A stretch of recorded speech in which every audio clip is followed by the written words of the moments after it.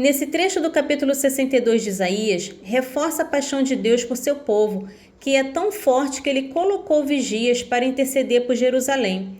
Deus faz um juramento solene de proteger seu povo e de abençoar o fruto de seu trabalho. A sessão culmina com uma ordem para preparar a estrada para o retorno dos exilados, proclamando a todas as nações que o Salvador está vindo e que a cidade, antes abandonada, será agora eternamente procurada e amada. Vamos à leitura. Isaías capítulo 62, dos versículos 6 ao 12. Sobre tuas muralhas, Jerusalém, coloquei vigias. Nem de dia nem de noite devem calar-se. Vós que deveis manter desperta a memória do Senhor, não vos concedais descanso algum.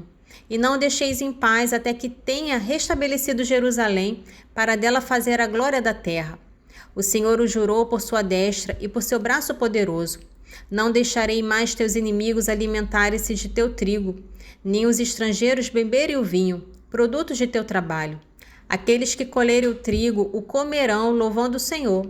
Aqueles que vindimarem beberão vinho no átrio de meu santuário.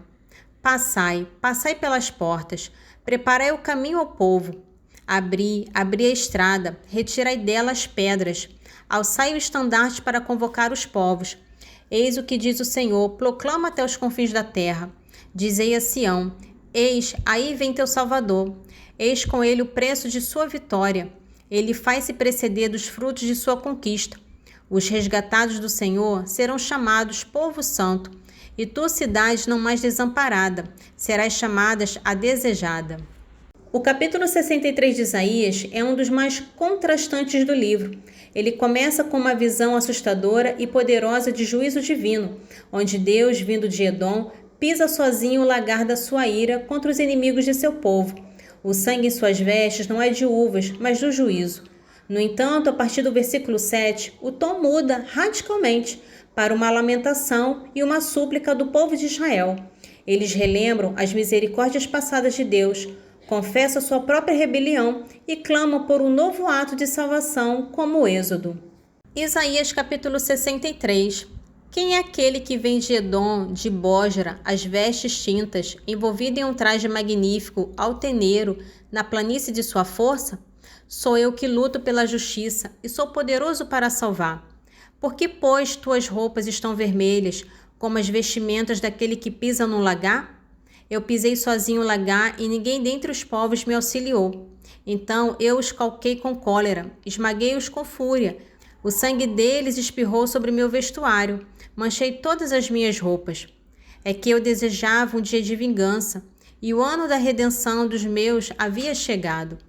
Olhei então, e não houve pessoa alguma para me ajudar. Estranhei que ninguém me viesse amparar. Então apelei para meu braço e achei forças na minha indignação. Por isso, na minha cólera, arrasei os povos. Na minha fúria, triturei-os, fazendo correr seu sangue pela terra. Quero celebrar os benefícios do Senhor e seus gloriosos feitos, por tudo que fez em nosso favor e por sua grande bondade, com a qual nos cumulou na sua ternura e na riqueza de seu amor. Verdadeiramente dizia de si para si: aqueles são meu povo, filhos que não me renegarão, e tornou-se seu salvador em todas as suas aflições. Não era um mensageiro nem um anjo, mas sua própria face que os salvava. No seu amor e na sua ternura, ele mesmo os livrava do perigo. Durante o passado, sustentou-os e amparou-os constantemente. Mas revoltaram-se, ofenderam o seu Santo Espírito. Desde então tornou-se inimigo deles e lhes fez guerra. Então se lembraram dos dias de outrora, de Moisés seu servo. Onde está aquele que tirou dos céus o pastor de seu rebanho? Onde está aquele que pôs nele seu Santo Espírito? Aquele que à direita de Moisés atuou com seu braço glorioso e dividiu as águas diante dos seus para assegurar-se um renome eterno, e os reconduziu através dos abismos, sem tropeçarem, como cavalo descampado, como ao animal que desce ao vale. O Espírito do Senhor os levava ao repouso. Foi assim que conduzistes vosso povo, para afirmar vosso glorioso renome. Olhai do alto do céu e vede de vossa santa e gloriosa morada, que foi feito de vosso amor ciumento e de vosso poder e da emoção de vosso coração?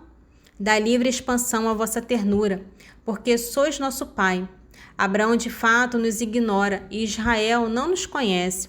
Sois vós, Senhor, o nosso Pai, nosso Redentor desde os tempos passados. Por que, Senhor, desviar-nos para longe de vossos caminhos? Por que tornar nossos corações insensíveis ao vosso temor? Voltai por amor de vossos servos e das tribos de vossa herança, porque pagãos invadiram vosso templo e nossos inimigos pisaram o vosso santuário. Há muito tempo estamos como gente que já não governais e que não traz vosso nome. No capítulo 64 de Isaías, continua a oração de lamento do povo de Israel. A súplica começa com um clamor intenso para que Deus rasgasse o céu e descesse, com seu poder, lembrando suas ações terríveis e maravilhosas do passado. O povo, em seguida, move-se para uma confissão profunda de seu pecado e indignidade, admitindo que todas as nossas justiças são como trapos sujos. Eles confessam que não o invocaram e por isso Deus os entregou. A oração culmina em um apelo comovedor à identidade de Deus como seu Pai, o oleiro, que criou o povo como barro. O lamento final é um pedido por sua misericórdia, diante da desolação da terra e da destruição do templo, perguntando se ele pode permanecer em silêncio diante de tanto sofrimento. Isaías capítulo 64. Ó, se rasgassem os céus, se descesses para fazer desabar diante de vós as montanhas, como o fogo faz fundir a cera, como a chama faz evaporar a água, assim farias conhecer a vossos adversários quem sois, e as nações tremeriam diante de vós, vendo-vos executar prodígios inesperados, dos quais nunca se tinha ouvido falar. Ah, se descesses, e as montanhas fossem sacudidas diante de vós, nenhum ouvido ouviu. Olho algum viu outro Deus salvar assim aqueles que contam com ele. Vós vindes à frente daqueles que procedem bem, e se recordam de vossas vias. Eis que vos irritaste, e nós éramos culpados. Isso perdura há muito tempo. Como seríamos salvos? Todos nós nos tornamos como homens impuros. Nossas boas ações são como roupa manchada. Como folhas todos nós murchamos, levados por nossos pecados como folhas pelo vento. Não há ninguém para invocar vosso nome, para recuperar-se e a vós se afeiçoar, porque nos escondeis a vossa face e nos deixai ir a nossos pecados. E, no entanto, Senhor, vós sois nosso Pai. Nós somos a argila da qual sois o oleiro. Todos nós fomos modelados por vossas mãos. Ó Senhor, não vos irriteis excessivamente. Não guardeis a lembrança da culpa indefinidamente. Olhai, pois, somos vosso povo. Apesar disso, vossas cidades santas tornaram-se um deserto. Sião tornou-se um ermo, Jerusalém uma solidão. Nosso santo e glorioso templo, onde nossos antepassados celebravam vossos louvores, tornou-se presa das chamas. Tudo o que tínhamos de precioso foi saqueado.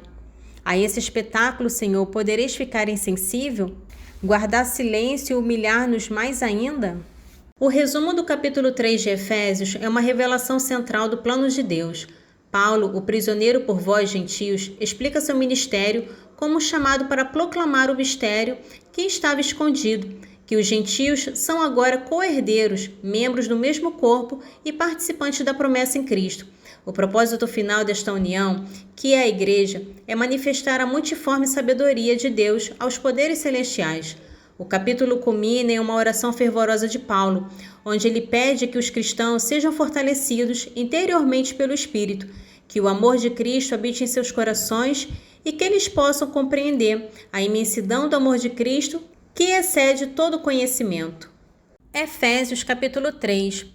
Por essa causa é que eu, Paulo, prisioneiro de Jesus Cristo, por amor de vós, gentios, vós deveis ter aprendido o modo como Deus me concedeu esta graça, que me foi feita a vosso respeito. Foi por revelação que me foi manifestado o mistério que acabo de esboçar. Lendo-me, podereis entender a compreensão que me foi concedida do mistério cristão, que em outras gerações não foi manifestado aos homens da maneira como agora tem sido revelado pelo Espírito aos seus santos apóstolos e profetas, a saber que os gentios são co-herdeiros conosco, que somos judeus, são membros do mesmo corpo e participantes da promessa em Jesus Cristo pelo Evangelho. Eu me tornei servo deste Evangelho em virtude da graça que me foi dada pela onipotente ação divina. A mim, o mais insignificante dentre todos os santos, coube-me a graça de anunciar entre os pagãos a inexplorável riqueza de Cristo e a todos manifestar o desígnio salvador de Deus, mistério oculto desde a eternidade em Deus, que tudo criou. Assim, de hora em diante, as dominações e as potestades celestes podem conhecer pela Igreja a infinita diversidade da sabedoria divina, de acordo com o desígnio eterno que Deus realizou em Jesus Cristo nosso Senhor. Pela fé que nele depositamos, temos plena confiança de aproximar-nos juntos de Deus. Por isso vos rogo que não desfaleçais nas minhas tribulações que sofro por vós. Elas são a vossa glória. Por esta causa dobro os joelhos em presença do Pai, ao que deve a sua existência toda a família no céu e na terra, para que vos conceda, segundo o seu glorioso tesouro, que sejais poderosamente robustecidos pelo seu Espírito, em vista do crescimento do vosso homem interior, que Cristo habite pela fé em vossos corações, arraigados e consolidados na caridade, a fim de que possais, com todos os cristãos, compreender qual seja a largura, o comprimento, a altura e a profundidade, isto é, conhecer a caridade de Cristo, que desafia todo conhecimento, e sejais cheios de toda a plenitude de Deus, aquele que pela virtude que opera em nós, pode fazer infinitamente mais do que tudo quanto pedimos ou entendemos. A ele seja dada glória na Igreja e em Cristo Jesus, por todas as gerações de eternidade. Amém. Nesse trecho do Salmo 103 é um louvor a Deus por sua perfeita e harmoniosa ordenação do mundo. Ele demonstra que o ciclo do dia e da noite não é aleatório, mas um ato intencional da providência divina. Deus provê para suas criaturas, tanto as da noite quanto o homem, designando a cada um seu tempo para a atividade e para o descanso. Esta seção reforça a mensagem de que Deus tem um controle soberano e a sabedoria para manter toda a criação em perfeita ordem. Salmo 103, dos versículos 19 ao 23. Fizestes a lua para indicar os tempos, o sol conhece a hora de se pôr. Mal estendeis as trevas e já se faz noite. Entram à ronda os animais das selvas. Rugem os leãozinhos por sua presa e pedem a Deus o seu sustento. Mas se retiram ao raiar do sol e vão se deitar em seus covis. É então que o homem sai para o trabalho e trabalha sem descanso até o entardecer. Nesse trecho de Eclesiástico capítulo 19, aprofunda os conselhos sobre a sabedoria. O autor adverte que devemos ter cautela ao lidar com a fofoca e os rumores, mesmo quando parecem vir de um amigo, e que é crucial verificar a informação antes de repeti-la. O texto então distingue entre a sabedoria aparente e a sabedoria genuína. Ele condena a sabedoria que se manifesta em palavras, mas que é acompanhada de iniquidade. O ponto central é que a verdadeira sabedoria não é apenas um conhecimento intelectual ou a capacidade de falar bem, mas o temor a Deus. A sabedoria dos ímpios é, em essência, uma sabedoria má, porque lhes falta o fundamento moral e a reverência pelo Senhor. Eclesiástico capítulo 19, dos versículos 11 ao 18. Por causa de uma palavra irrefletida, o tolo estorce-se de dores, como uma mulher que geme para dar à luz. Como uma flecha cravada na gordura da coxa, assim uma palavra no coração do insensato. Repreende o teu amigo, porque talvez não tenha compreendido e diga, nada fiz, ou se o fez, para que não torne a fazê-lo. Repreende o teu próximo, porque talvez não tenha dito aquilo de que é acusado, ou se o disse, para que não torne a dizer. Repreende o teu próximo, porque muitas vezes se diz o que não é verdade, e não acredites em tudo o que dizem. Homem há que peca pela língua, mas sem fazer com intenção. Pois quem não peca pela língua? Repreende o teu próximo antes de ameaçá-lo e dá ensejo ao temor do Altíssimo, pois toda sabedoria consiste no temor a Deus. Nele está o temor a Deus, e em toda sabedoria reside o cumprimento da lei. Glória ao Pai, ao Filho e ao Espírito Santo, assim como era no princípio, agora e sempre. Amém. Divino Espírito Santo, iluminai-nos, guiai-nos, dai-nos sabedoria e discernimento. Amém.